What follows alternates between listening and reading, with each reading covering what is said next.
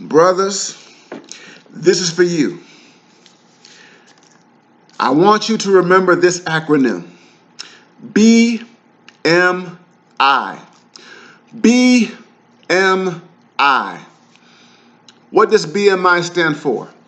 B.M.I stands for Black Male Independence. When you think of B.M.I, I want you to think about Killer Mike. Killer Mike has come under fire.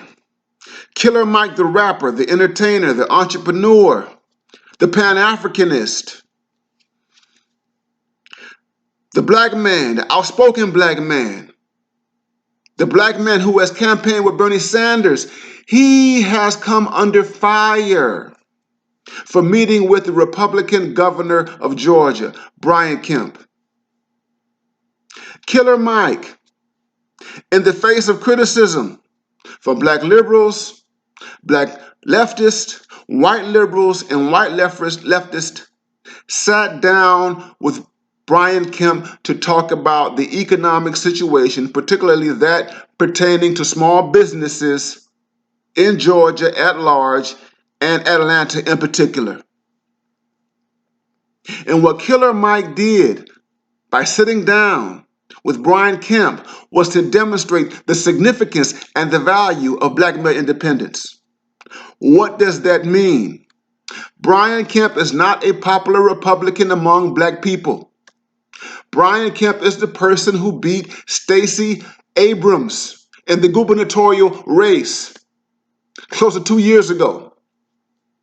Brian Kemp is one of those Republicans who has been guilty of fraud in terms of voting.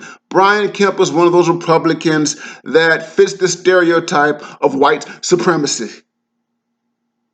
But Killer Mike, in the face of that stereotype, met with him to deal with the situation of businesses, black businesses, but business really at large in Georgia, in the face of what we're dealing with the COVID-19.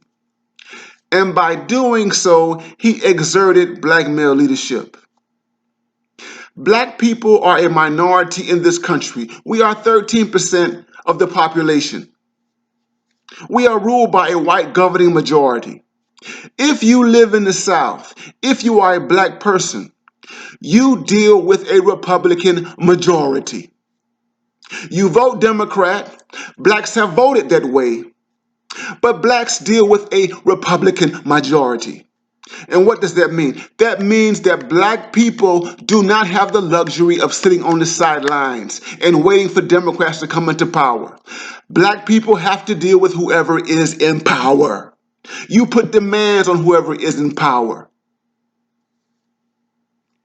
Killer Mike demonstrated that regardless of what kind of state you live in, whether you live in a majoritarian Democratic state like New York, or you live in a majoritarian Republican state like Georgia or Alabama, you deal with power and you put demands on power in terms of your needs, in terms of your economic needs, in terms of your educational needs, in terms of your health needs, in terms of criminal justice, in terms of what we're dealing with COVID-19. You do not have the luxury of playing an ideological game. You do not have the luxury of playing a party politics game, Democrats versus Republicans. And what I need black men to do, I need black men to take this example as we go forward.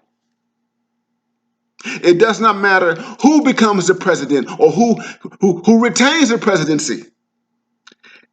This year in November, we must deal with power as it stands, regardless of ideology. B.M.I. Black Male Independence.